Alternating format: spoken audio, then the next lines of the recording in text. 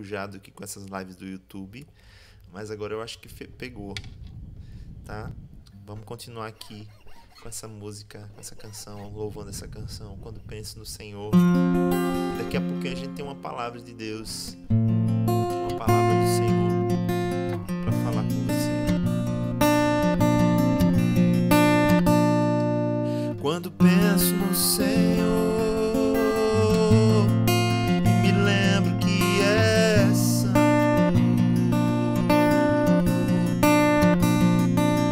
quando penso no Senhor e me lembro quanto és digno, quando penso no Senhor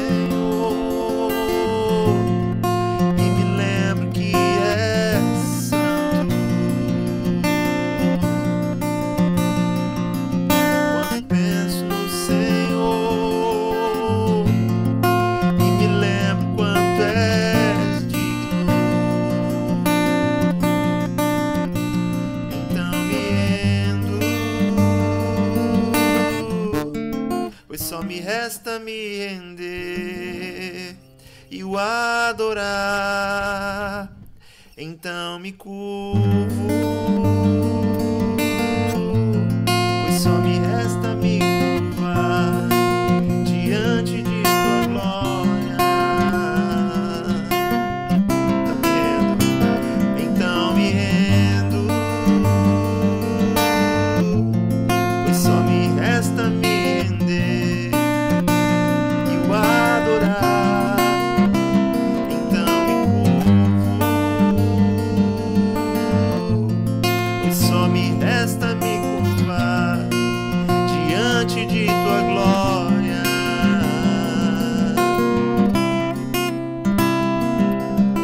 Liberta minha mente, liberta minha mente, liberta minha mente, pra que de repente eu me pegue a pensar em ti. Liberta minha mente, pra que de repente eu me pegue a pensar em ti. Oh, liberta minha mente, pra que de repente eu me pegue a pensar em ti.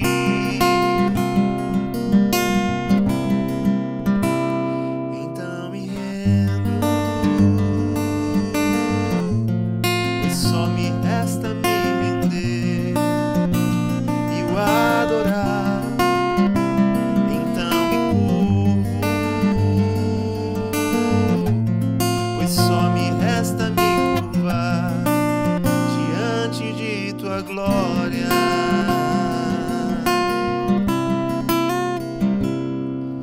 Jesus.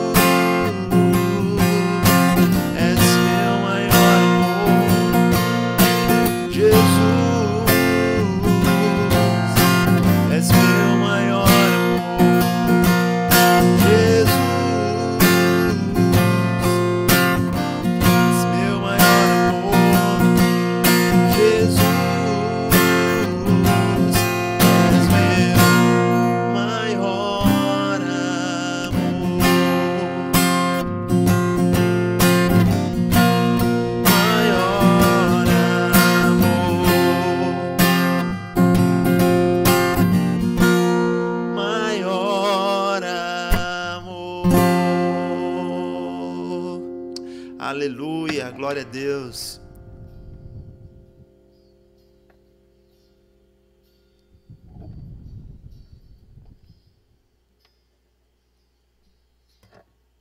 Glória a Deus, glória a Deus, louvado seja o nome do Senhor. Ele é maravilhoso, Ele é poderoso e bendito, né? E nós celebramos o nome dEle, cultuamos o nome do Senhor. E você que está ainda conectado aí, adore ao Senhor onde você estiver, glorifique o nome dEle. Ele é exaltado, Ele é glorificado. Ele é merecedor de toda a honra, toda a glória, todo louvor e toda exaltação. E não importa quais sejam as nossas dificuldades, o nosso coração deve ser sempre grato ao Senhor por tudo. Nosso coração deve ser sempre agradecido a Deus por tudo que Ele tem feito, por tudo que Ele há de fazer. Aleluia. Nós queremos adorar, continuar adorando ao Senhor, glorificando o Senhor. Quero saudar aí a irmã Jeane que está acompanhando. Deus abençoe também. Louvado seja o nome do Senhor. Nesse período que nós estamos vivendo tão conturbado, é necessário que a gente mantenha a nossa fé viva, nossa esperança no Senhor Jesus, o nosso Redentor que vive, o nosso Redentor que reina, que está no controle de todas as coisas, que tem o controle das nossas vidas, que sabe o que passa o nosso coração, que sabe discernir o que se passa no nosso coração e sabe do que a gente precisa antes mesmo que a gente possa clamar a Ele. Ele conhece o nosso coração, ainda a palavra não nos chegou à língua, o Senhor já conhece toda, assim diz a palavra do Senhor. E nós temos que crer, nós temos que fortalecer a nossa fé, a nossa esperança no Senhor, no nosso Redentor. E eu fico muito feliz de estar de volta nessas lives para cultuar ao Senhor. Nós não estamos cultuando presencialmente, estamos recolhidos e fazendo nossas devocionais, mas é sempre a gente sente falta, né, da comunidade, a gente sente falta da reunião com o corpo de Cristo. E eu fico muito feliz de, mesmo que virtualmente, poder partilhar, poder ter comunhão com os irmãos de maneira virtual, sentir o contato dos irmãos, a participação dos irmãos, mesmo que à distância, né? Nós precisamos manter a comunhão com Deus e com a igreja do Senhor. E essa pandemia, ela trouxe, além de todos os males que o próprio vírus ele ocasiona no ser humano, tantas mortes, tantas pessoas que estão entubadas, o áudio está baixo, tantas vidas que estão entubadas, né? E a gente sabe que é um período muito difícil por conta do vírus, mas o vírus não afetou apenas o sistema, o organismo das pessoas. O vírus se instalou também no psicológico das pessoas.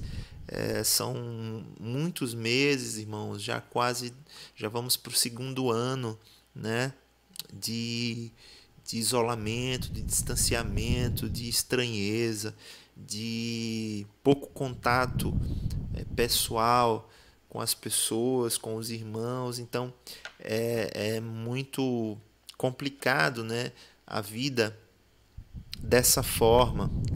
Eu que agradeço, Jeane, por ter dado toque aqui, que eu não tenho retorno, né? As lives no YouTube, elas têm uma característica assim, a gente tem dificuldade de ter o retorno, porque o retorno volta e aí faz o eco, mas aí eu acompanho pelos comentários que vocês colocam. Mas enfim, irmãos, nós precisamos nos fortalecer no Senhor, precisamos nos fortalecer em Deus.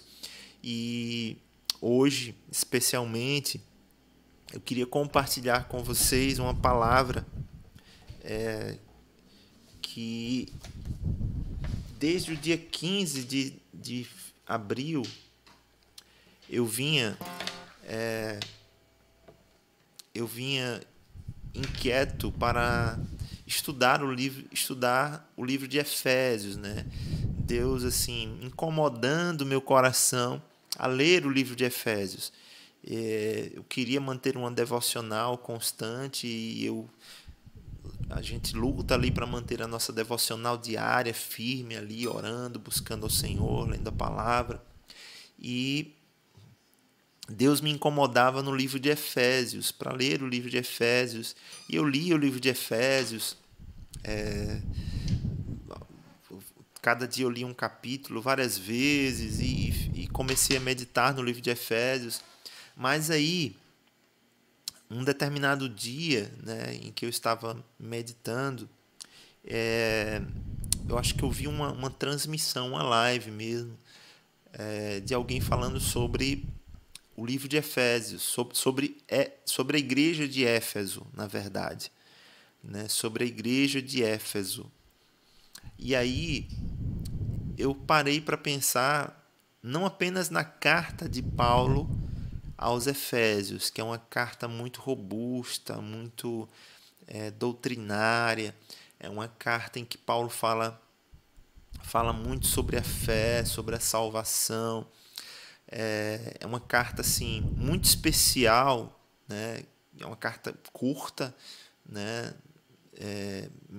Pequena, mas com um conteúdo muito rico, né? De orientação doutrinária, de orientação comportamental da igreja, enfim. Mas quando a gente vai buscar o contexto daquela carta, da carta de Paulo aos Efésios, a gente vai para o livro de Atos, capítulo 19, e vai perceber lá no livro de Atos como que Paulo foi instrumento na cidade de Éfeso de um grande avivamento que ocorreu ali na cidade de Éfeso, né? Ao ponto de os sacerdotes da deusa Diana, né, que era uma deusa pagã, que os cidadãos de Éfeso e de várias cidades gregas eles adoravam a essa figura, né, Diana dos Efésios, né? Há até um relato lá em Atos de um tumulto, né, causado pelos adoradores de Diana, né, onde eles causaram lá um alvoroço porque o avivamento promovido pelo Espírito Santo por intermédio da vida de Paulo foi tão tremendo que abalou o alicerce da fé pagã, né? As pessoas elas deixavam de adorar deuses pagãos e se rendiam à pregação de Paulo, ao Evangelho, se rendiam ao Senhor Jesus. Então, o que aconteceu em Éfeso foi um avivamento muito lindo, muito poderoso, muitas curas, muitos sinais, muitos milagres aconteceram em Éfeso. Era uma cidade muito grande e assim o evangelho se disseminou não apenas pela boca de Paulo, mas as pessoas, os moradores, eles compartilhavam aquilo que Deus estava fazendo e aquele mover todo foi gerado não apenas por Paulo, mas pelo Espírito Santo na vida de Paulo e na vida das pessoas que estavam ali recebendo. Havia uma multiplicação do evangelho, não havia o avivamento não estava focado em uma só pessoa, mas o avivamento foi um mover grande do Espírito Santo na vida de várias pessoas, vários moradores, e ali aquele grande avivamento varreu ali a cidade de Éfeso de uma forma muito forte, de uma maneira muito poderosa, né? E a gente fica maravilhado quando a gente lê ali no livro de Atos o mover que aconteceu na cidade de Éfeso, e a gente vê a carta de Paulo aos Efésios, o carinho que Paulo tinha pelos Efésios, e como que Paulo, em determinado ponto da carta, ele ora pelos crentes. Eu quero ler esse texto, né, da carta de Paulo aos Efésios, em que Paulo ora pelos cristãos de Éfeso, e ele diz algo muito bonito aqui, repara. No capítulo 1, ainda, ele diz assim: por isso também eu, tendo ouvido a fé que há entre vós no Senhor Jesus e o amor para com todos os santos, não cesso de dar graças por vós, fazendo menção de vós nas minhas orações, para que o Deus de nosso Senhor Jesus Cristo, o Pai da glória, vos conceda espírito de sabedoria e de revelação no pleno conhecimento dele, iluminados os olhos do vosso coração, para saberdes qual é a esperança do seu chamamento, qual a riqueza da glória da sua herança nos santos e qual a suprema grandeza do seu poder para com os que cremos, segundo a eficácia da força do seu poder, o qual exerceu ele em Cristo, ressuscitando-o dentre os mortos e fazendo-o sentar à sua direita nos lugares celestiais, acima de todo principado e potestade, poder e domínio, e de todo nome que se possa referir, não só no presente século, mas também no vindouro. Então, ele ora. Aqui você pode perceber que Paulo ora pelos cristãos de Éfeso, e ele diz que pede ao Senhor que conceda àqueles cristãos espírito de sabedoria e de revelação, para que o coração deles seja iluminado, para que eles possam perceber três coisas: a riqueza da herança, da glória da herança, a suprema grandeza do seu poder e a esperança do seu chamamento. A esperança do chamamento, a riqueza da glória da herança e a suprema grandeza do seu poder. Então ele pede que Deus conceda sabedoria e revelação àqueles cristãos, para que eles pudessem manter aquela chama acesa, para que eles pudessem manter aquela chama viva, aquele vigor espiritual, para que eles pudessem perseverar naquele vigor espiritual. Ele ora pelos cristãos em Éfeso para que Deus proporcione a cada um deles esse espírito de revelação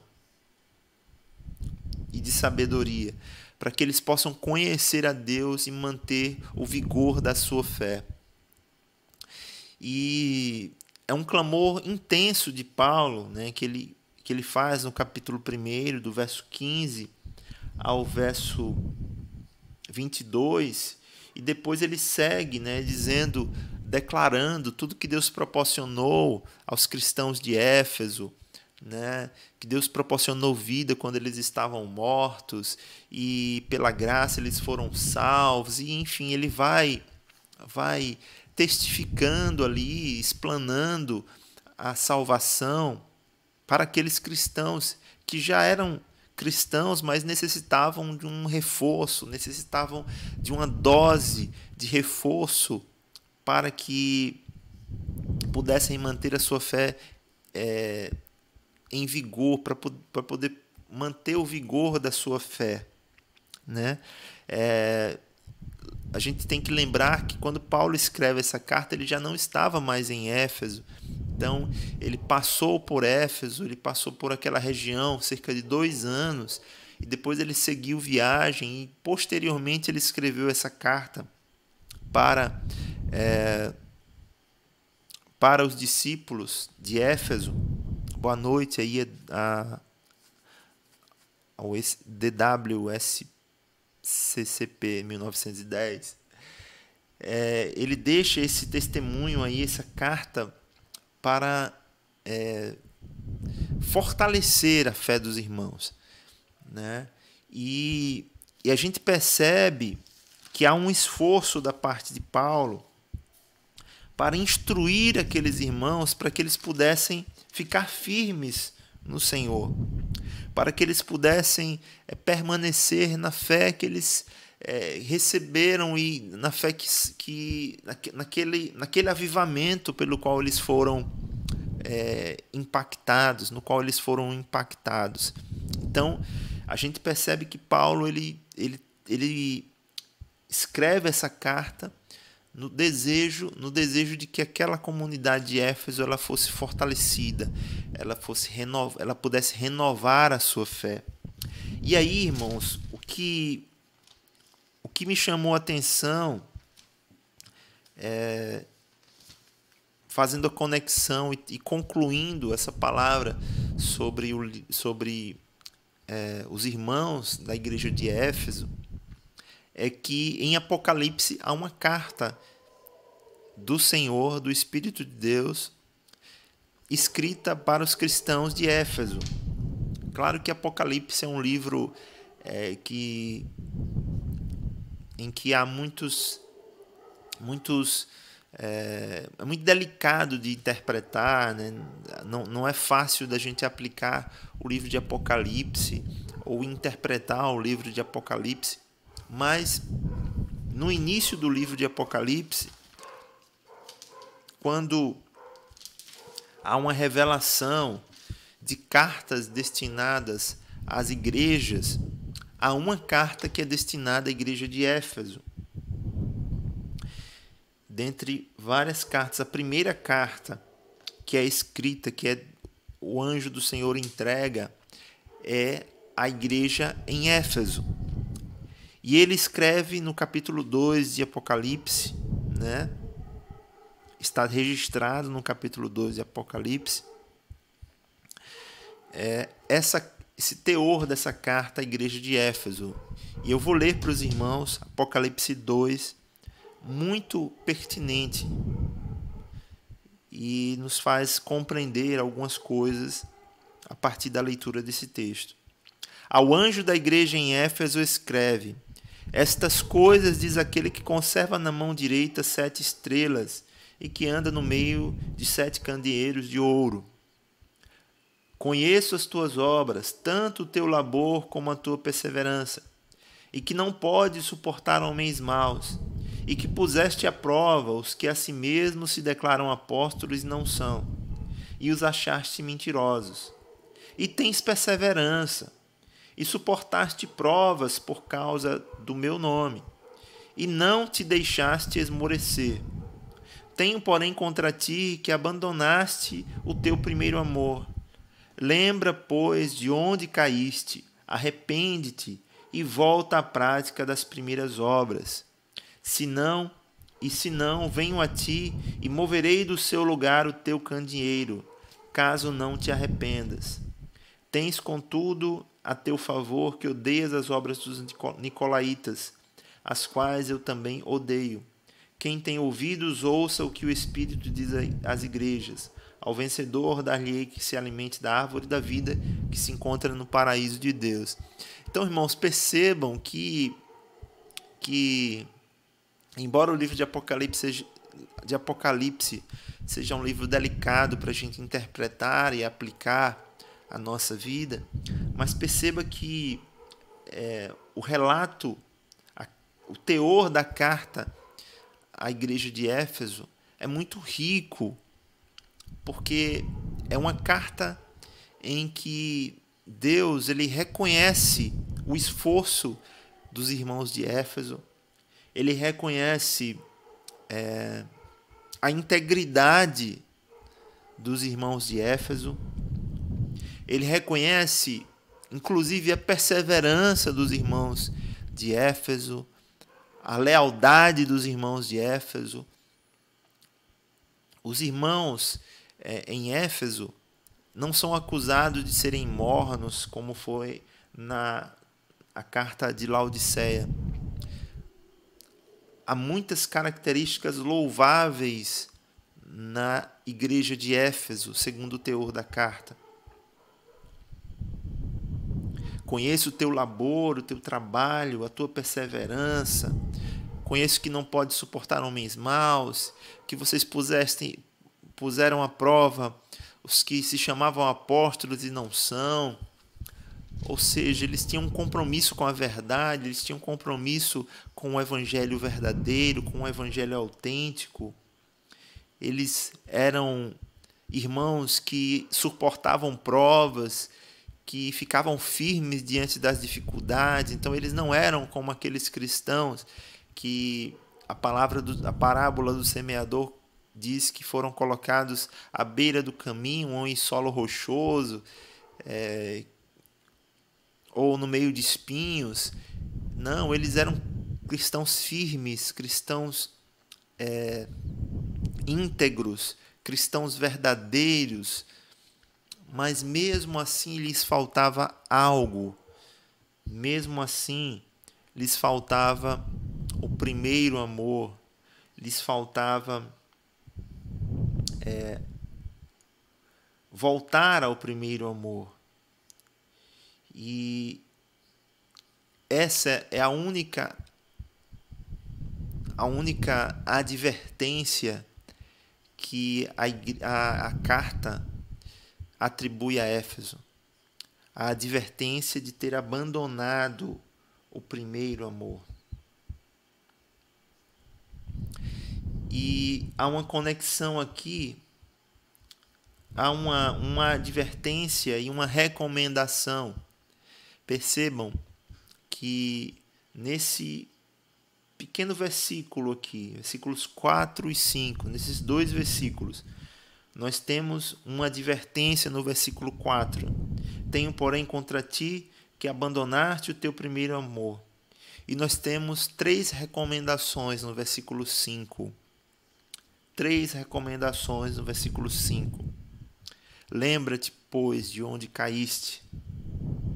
Arrepende-te e volta à prática das primeiras obras. Então, uma advertência e 3 recomendações. A advertência de que aqueles irmãos, apesar de toda a integridade da fé que eles tinham, apesar da fidelidade ao Senhor que eles demonstravam ter, mesmo em meio às dificuldades e às perseguições, eles suportavam as tribulações, eles eram irmãos fiéis ao Senhor. Mesmo assim, o Senhor atribui a eles uma falta que não poderia passar em branco, uma falta que deveria ser corrigida, de ter abandonado o primeiro amor. E então ele diz: lembra de onde caíste, arrepende-te e volta à prática das primeiras obras. E aí, irmãos, isso é um mistério muito grande, né? Esses 2 versículos, eles incomodam bastante o nosso coração, eles mexem com a gente, porque nos vêm várias perguntas ao coração. O que significa o primeiro amor? Como que uma fé que é íntegra, como que cristãos trabalhadores, íntegros, fiéis, leais, firmes na prova, como saber de que forma eles pecaram? O que significa essa queda? O que significa... Qual é a razão do arrependimento? E quais são essas primeiras obras que aqueles discípulos deveriam voltar a praticar?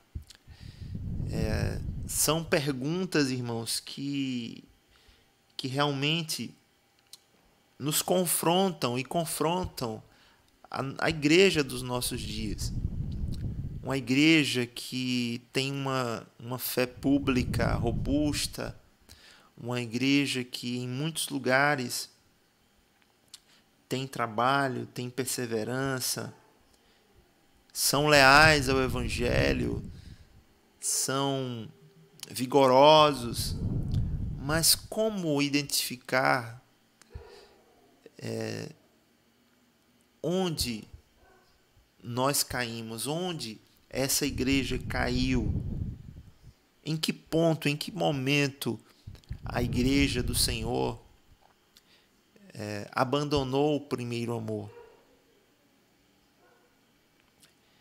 Do que é que a igreja do Senhor precisa se arrepender? E quais são essas obras que a igreja do Senhor precisa voltar a praticar?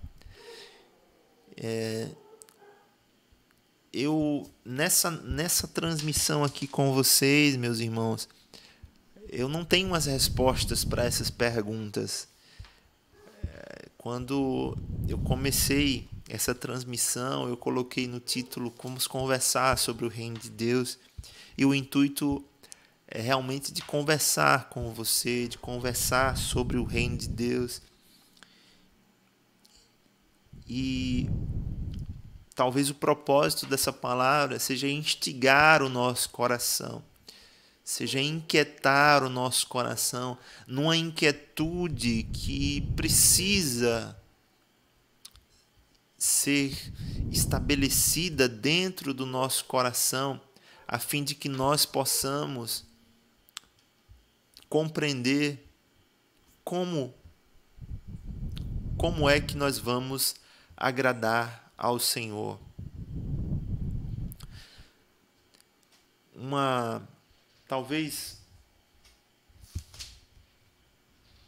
Talvez uma chave para entender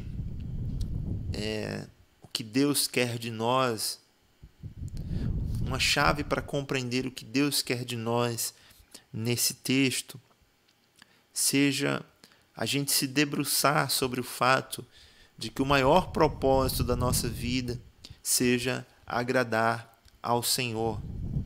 O maior propósito da nossa existência seja agradar ao Senhor, fazer a sua vontade. Romanos, e aí eu queria concluir essa palavra, Romanos capítulo 12, o apóstolo Paulo, o mesmo Paulo que escreve a carta à igreja de Éfeso, em Romanos capítulo 12, um versículo que os irmãos conhecem bem: rogo-vos, pois, pelas misericórdias de Deus, que apresenteis os vossos corpos como sacrifícios vivos, santo e agradável a Deus, e não vos conformeis com este século, mas transformai-vos pela renovação da vossa mente. Então, talvez o que Deus queira falar ao nosso coração nessa noite, através desse texto, é que, como igreja do Senhor, apesar de toda a fidelidade, de todo o trabalho, da perseverança que nós desempenhamos, tudo que nós fazemos para Deus ainda não é suficiente para que Deus ele seja suprido da adoração que ele merece. O Senhor merece uma adoração que só pode ser suprida com a totalidade da nossa dedicação. O Senhor merece uma adoração que só pode ser suprida de todo o coração, de toda a nossa alma, com toda a nossa força e de todo o nosso entendimento. É difícil discernir o que seria isso, como seria isso. Não é fácil, mas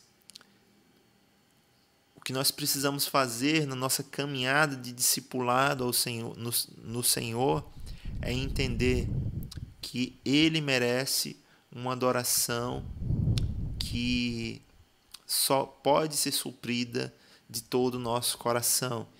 E eu quero trazer mais um elemento, um texto que talvez traga luz para esse confronto, fortaleça ainda mais esse confronto, que é o texto do jovem rico. Quando o jovem rico chega diante de Jesus e pergunta para o mestre o que ele deveria fazer para ter a vida eterna. E Jesus diz para ele que ele tem que cumprir os mandamentos. E então ele diz: não, eu já cumpri os mandamentos desde a minha mocidade, eu já fiz tudo o que tinha que ser feito. E Jesus diz: uma coisa ainda te falta. Olha para ele com amor e diz: vai e vende tudo que tens e dá aos pobres, depois volta e me segue. E ali Jesus confrontou o jovem rico com essa totalidade, com essa entrega total, com essa confiança total no Senhor. Nosso desafio é confiar plenamente no Senhor a tal ponto que a gente entregue a nossa vida, a totalidade do nosso viver, os nossos bens, a nossa dedicação integral sobre a luz da palavra. E com isso eu não estou dizendo que nós todos devamos ser missionários sustentados, mantidos pela fé. Não é essa a razão desse confronto. O motivo do nosso diálogo hoje não é levantar missionários em tempo integral. É muito mais do que isso. A razão do nosso diálogo é levantar adoradores em tempo integral. Adoradores que adorem o Pai em espírito e em verdade. Adoradores que entendam que não é em Samaria ou no monte ou em outro lugar que se deve adorar. Adoradores que compreendem que vem a hora e já chegou em que os verdadeiros adoradores adorarão o Pai em espírito e em verdade. Essa adoração, esse adorador é que o Pai procura. E essa adoração, ela só pode ser suprida com a nossa dedicação integral, com a inclinação do nosso coração para Deus de forma integral, de maneira em que em qualquer momento da nossa vida que a gente for confrontado entre ir por dois caminhos, a gente não tenha como pensar duas vezes, não tenha nenhum tipo de vacilo e já decida seguir o caminho que glorifique o Senhor, mesmo que nesse caminho de glorificar ao Senhor nós tenhamos um custo alto. Esta é a palavra que eu queria compartilhar com os irmãos nessa noite, agradecendo a todos que ficaram até o final. Louvado seja Deus pela tua vida. Eu vou orar nesse momento para que Deus ilumine o nosso coração, para que a gente possa entender essa palavra e aplicá-la ao nosso coração. Orar pela igreja, orar pelos irmãos e pessoas aí da nossa cidade, do nosso estado, que se encontram hospitalizadas. E em seguida nós vamos encerrar esse momento aqui de conversa, de diálogo. Meu desejo é que Deus abençoe a tua vida poderosamente, que Ele fortaleça a tua fé, traga firmeza aos teus passos e que você consiga entender o que é a volta à prática das primeiras obras e fazer esse caminho de arrependimento e voltar a glorificar ao Senhor com a tua vida. Vamos orar a Deus nesse momento. Santo e amado Deus, louvado e exaltado seja o nome santo do Senhor. Eu quero te agradecer, Pai, por esse momento de conversa, de culto aqui com alguns irmãos que acompanham essa transmissão.